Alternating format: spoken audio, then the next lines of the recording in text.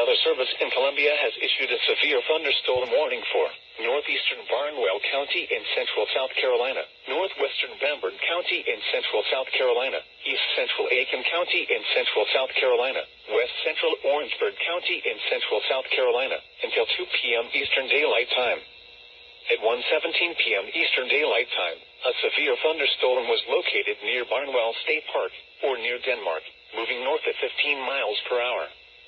The following hazards are expected: 60 miles per hour wind gusts and prolific cloud-to-ground lightning strikes. Source: radar indicated. The following impacts are expected. Expect damage to trees and power lines. Locations impacted include Barnwell, Denmark, Williston, Blackville, Barnwell State Park, Springfield, Hilda, Neeses, Norway, Uller, Elko, Govan, and Barnwell County Airport.